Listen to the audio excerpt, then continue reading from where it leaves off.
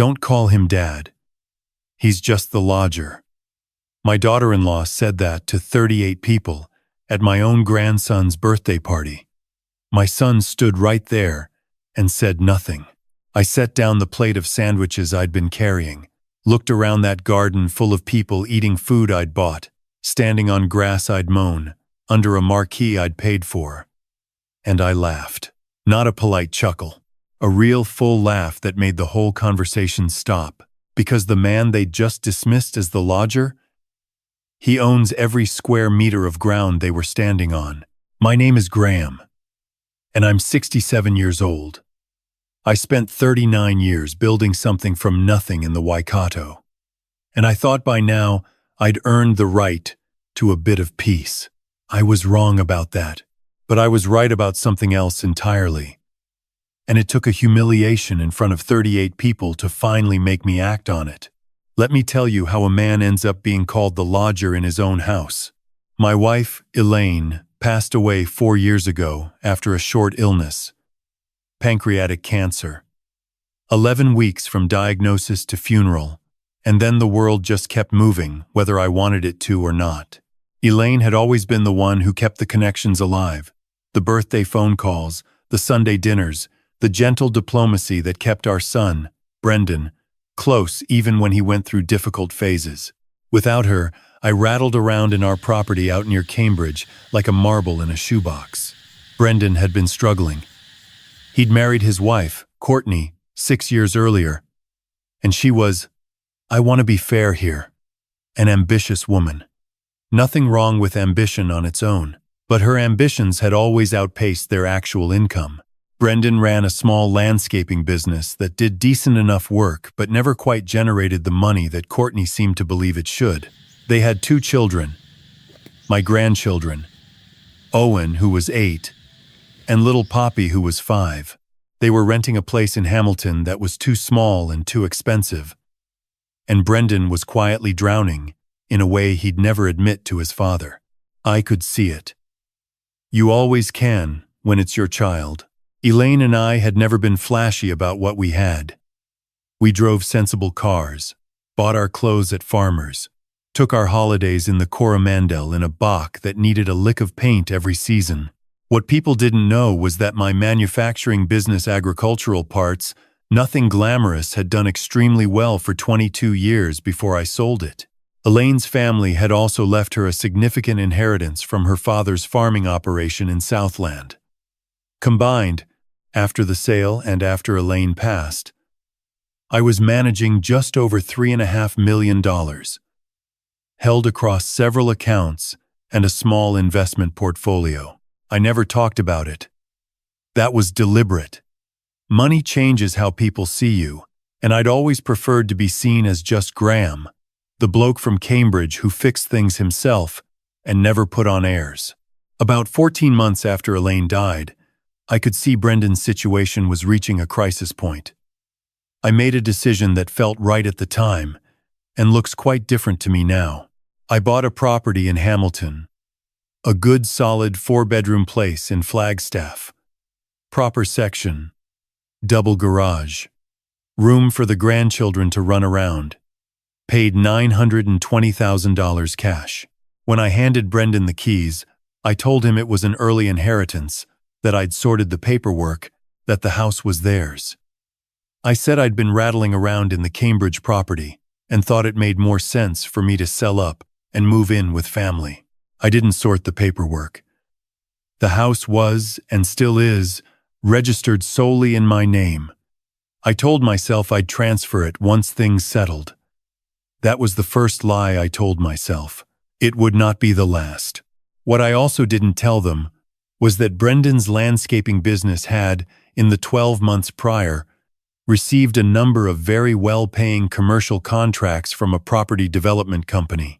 That company was controlled by a trust that I'd quietly set up with my solicitor, Ross Tanner, a man I'd known since we were both young and broke. The contracts were legitimate work, properly invoiced. But the client was, in effect, me. I was putting roughly $7,000 a month into Brendan's business, while he believed he'd simply turned a corner professionally. On top of that, I was covering what I told them was my contribution to household costs, groceries, power, rates to the tune of another $1,500 a month. In reality, those payments were going well beyond what they thought. I moved into the sleepout at the back of the Flagstaff property. It was comfortable enough I'd renovated it before I gave them the keys. Brendan seemed genuinely pleased to have me close. Courtney seemed pleased to have someone available to collect the children from school, manage the garden, and cook 3 nights a week while she pursued whatever social obligation had come up. The shift happened gradually, the way bad things often do. So slowly you don't notice you're being reshaped until you look in the mirror one day and don't quite recognize yourself. Within 4 months of moving in, I had a routine that Courtney had essentially designed for me. I was up at 6 to make school lunches. I collected Owen and Poppy every day, unless Courtney wanted to be seen at pickup. I cooked Monday, Tuesday, and Thursday. I mowed the lawns. I managed the maintenance on the property. When something needed fixing, I fixed it. When something needed paying for, Courtney would mention it with a particular smile, and somehow it would end up being paid for by my contribution to the household. I wasn't introduced as Brendan's father when Courtney's friends came over. I was introduced as Graham, who lives out the back, or, increasingly, just not introduced at all. The first time I heard her refer to me as the lodger was about 8 months in. She was on the phone to her sister, and she said, "No, the lodger sorted it." When her sister asked who'd fixed the fence, I told myself I'd misheard. I told myself it was just shorthand. I should have said something then, I know that, but I kept thinking of Brendan, and of Owen and Poppy, and of how much I needed to believe that a family could be rebuilt after Elaine, even if the shape of it was different from what I'd imagined. Courtney bought me a set of navy work shirts for Christmas that year. She said it would be easier when I was doing the gardening, that they'd wash well. They were the kind of shirts that, when you wore them, made you look like you were there to read the meter. I wore them because I didn't want to make things difficult. 6 weeks before Owen's 9th birthday party, I overheard a conversation that I'm still not entirely sure I've processed properly. Courtney was in the kitchen on the phone. I was coming through the back hallway and she didn't hear me stop. She was talking to someone, a friend I didn't recognize by voice, and she was explaining that the secret to their lifestyle was quite simple. Graham basically runs the house, she said, and Brendan's business has really taken off. We don't have to think about money the way we used to. Then she laughed and said, "Honestly, having him there is like having staff, except we don't have to pay the award wage. Like having staff." I went back to the sleepout and sat on the edge of the bed for a long time.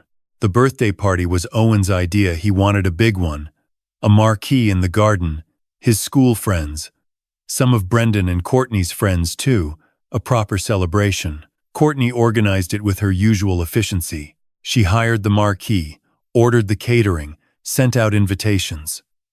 I paid for it about $2,200, though it was framed to me as you could contribute to Owen's day if you wanted. I wanted to. Of course I wanted to. He's my grandson. On the day I was up early. I put up most of the decorating, the banners, the table settings. I'd made 3 dozen sausage rolls and 2 pavlovas because Owen had asked me to, specifically because he said mine were better than bought ones. I was carrying a large plate of sandwiches across the garden when I heard Courtney's voice carry across the noise of 38 guests.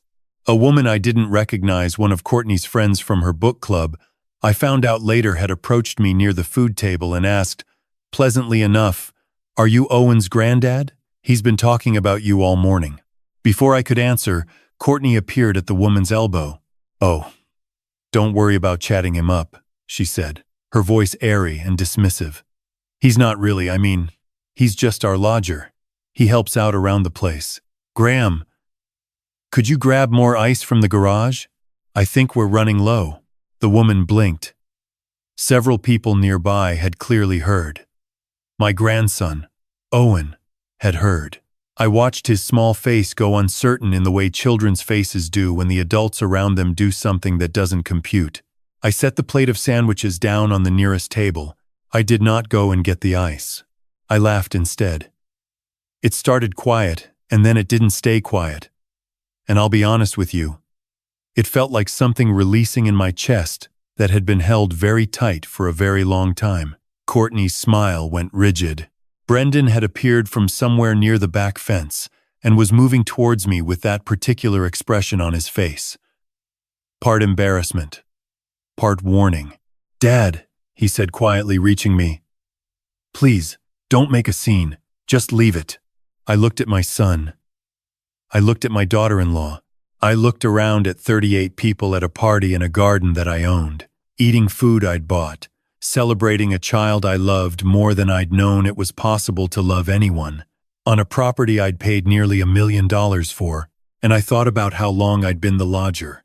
"No," I said simply. "Excuse me?" Brendan said. I said no. "I won't leave it."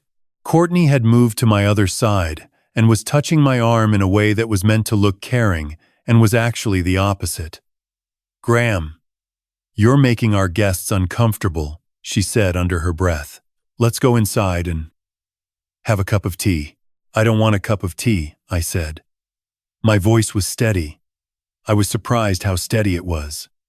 "I want the people in this garden to know one accurate thing before the afternoon goes any further." Brendan grabbed my arm. "Dad, I'm warning you." "You can warn me," I said. "But you might want to hear what I have to say before you do." I looked out at the gathered crowd, some embarrassed, some riveted, all very quiet.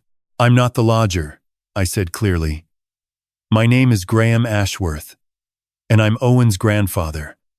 I'm also the registered owner of this property. Every person standing in this garden right now is standing on my land. I hope you enjoy Owen's party. And then, because I am 67 years old, and I was raised to have manners, I picked up the plate of sandwiches again and offered them to the nearest group of stunned school parents. The party continued, because parties do. But something had irrevocably shifted. That evening, after the last guests had gone, and Owen and Poppy were in bed, Brendan found me in the sleep-out. He wasn't angry. He was something more complicated than angry.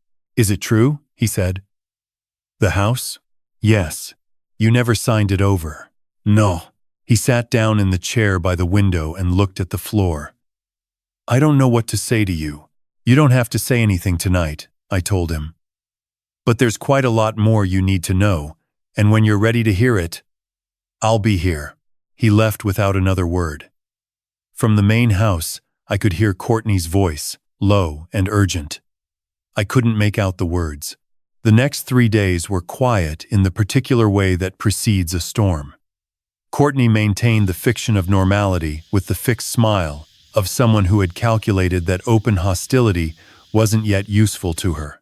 Brendan moved around the house like a man waiting for a piece of news he didn't want to receive.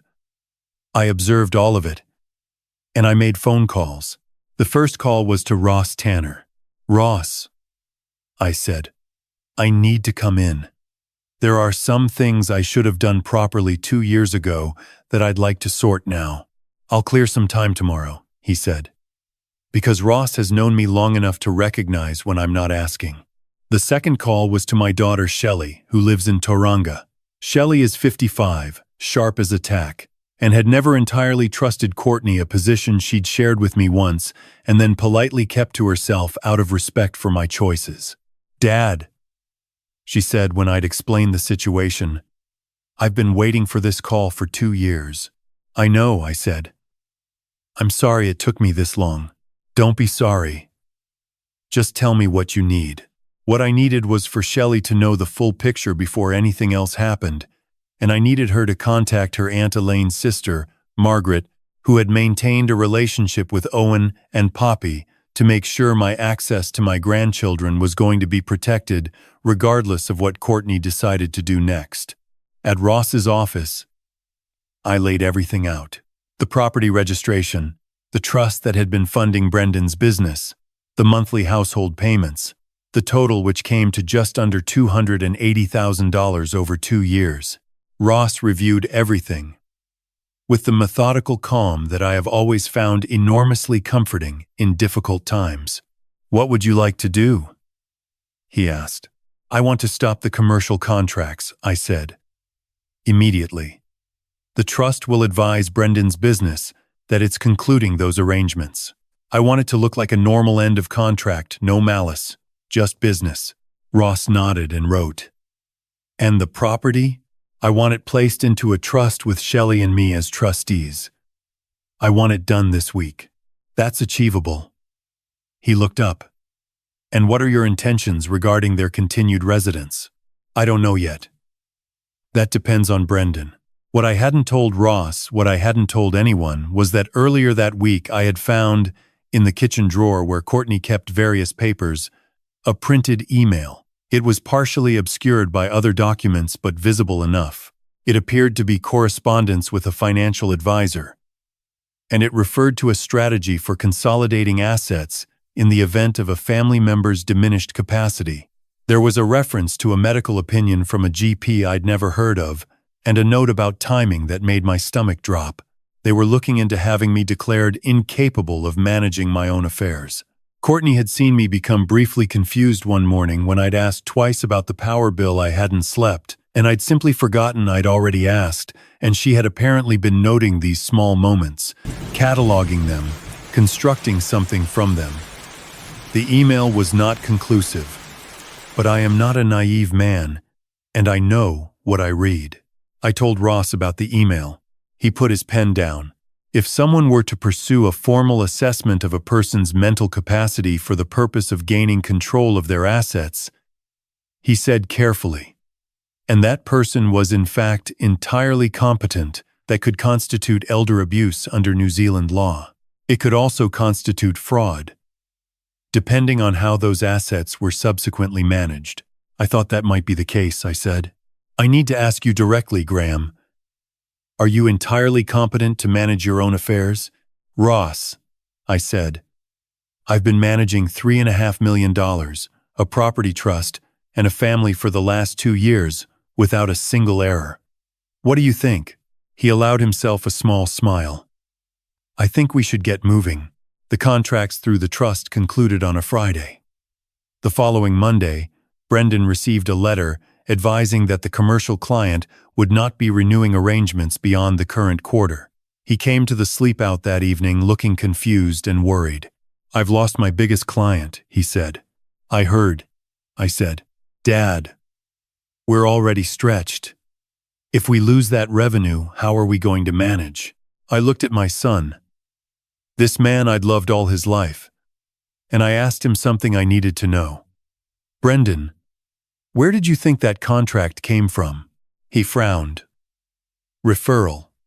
Someone Courtney knew. Someone Courtney knew," I repeated. "Did you ever meet anyone from the company? Speak to anyone on the phone?" He paused. Something moved behind his eyes. "There was always just the one contact. Email, mostly. Did you ever look up the company? Check its directors?" Another pause. "Longer. Dad," he said slowly, "what did you do?" "What I should have told you about from the beginning," I said. "Sit down." I told him all of it. The property, the trust company, the household payments, the total. I watched his face move through confusion, then disbelief, then something that looked very much like grief. "You've been propping us up for 2 years," he said. "Our whole life.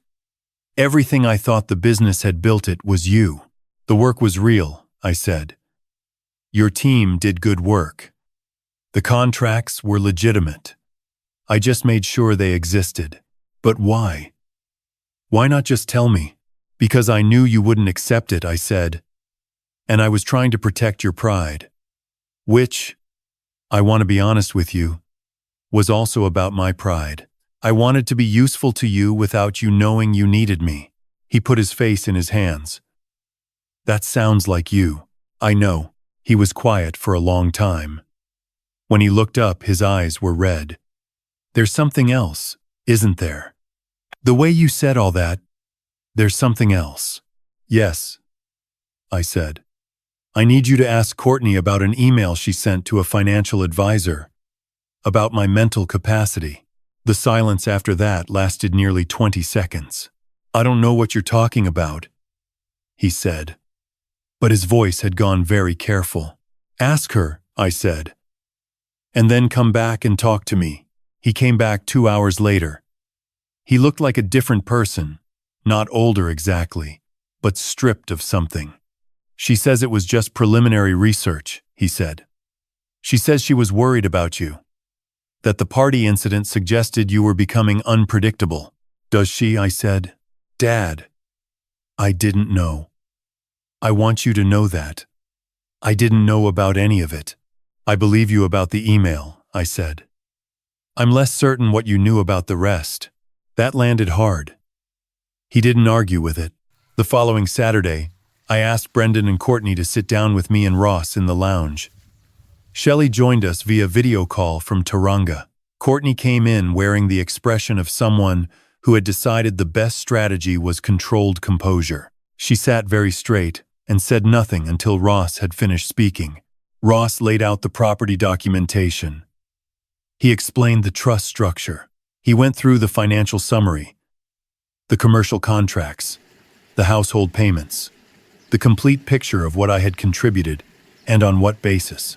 Courtney's composure began to erode somewhere around the slide showing the trust company's directorship.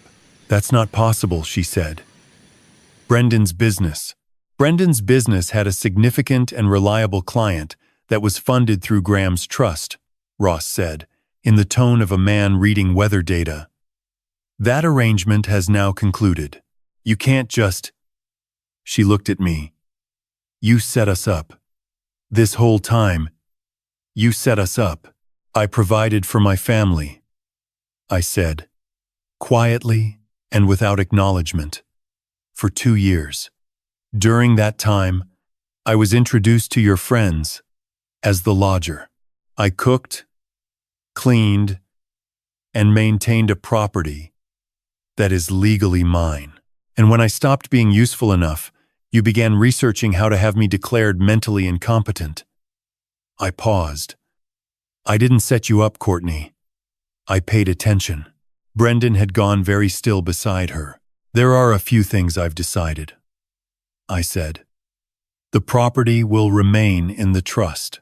You are welcome to continue living here, but you'll be doing so as tenants, and market rent for this area is currently $2,200 a month. Ross has prepared a lease.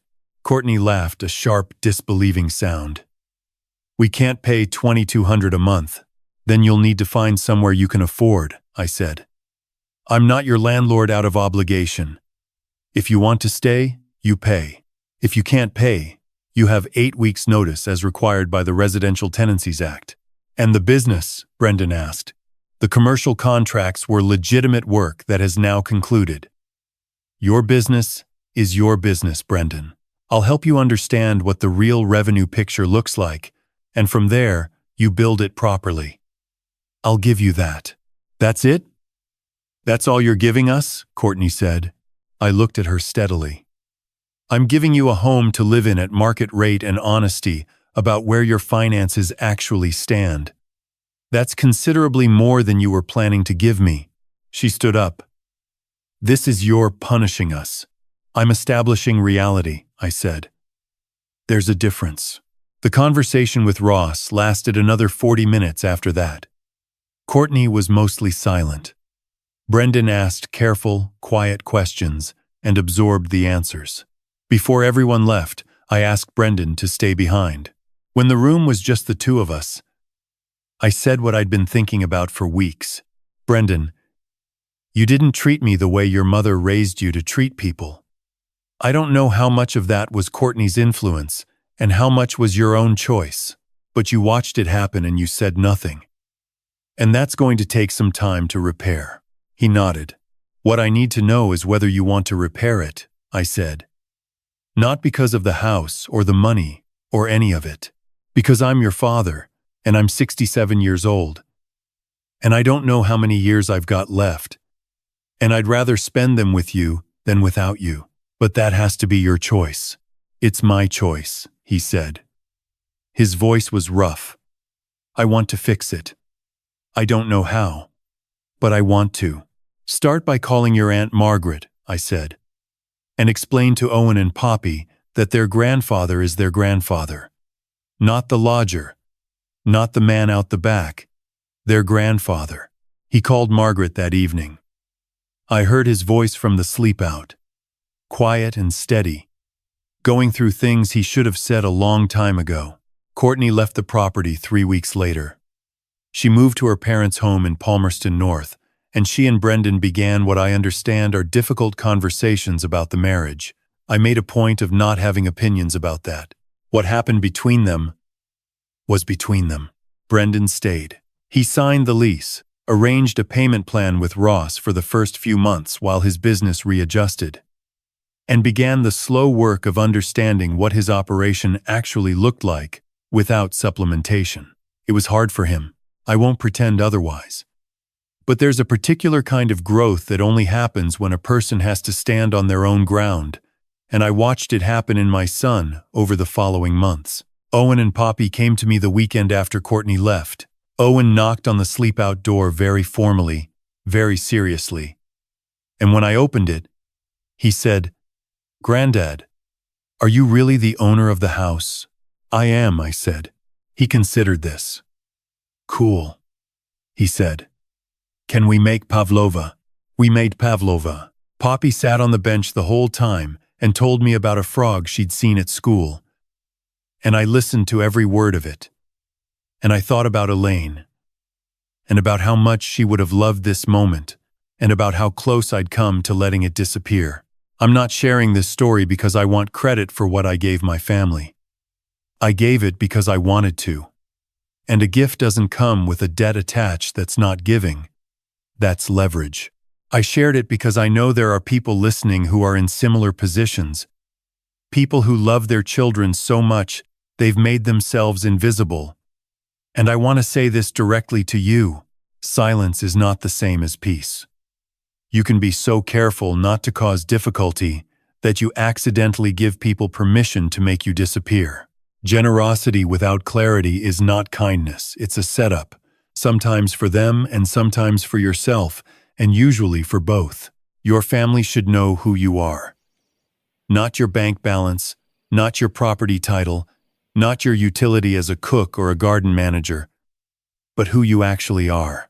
If the people around you don't know that, it's worth asking yourself whether you've let them get away with not knowing. You are allowed to be seen. You are allowed to take up space, to sit at the table you paid for, to be introduced by your real name and your actual relationship to the people you love. You don't have to earn that. It was always yours. The hardest thing I did in this whole story was not confronting my daughter-in-law at a birthday party, and it wasn't sitting across from my son while he processed that his professional success had been quietly funded by his father. The hardest thing was moving from the sleep-out into the master bedroom of my own house, a week after everything came to light, and accepting that I had the right to be there. It took me 4 days to actually unpack my bags. On the 4th evening, Brendan brought me a cup of tea without being asked. He set it on the bedside table, didn't say anything, and left. It was one of the finest moments of the last several years.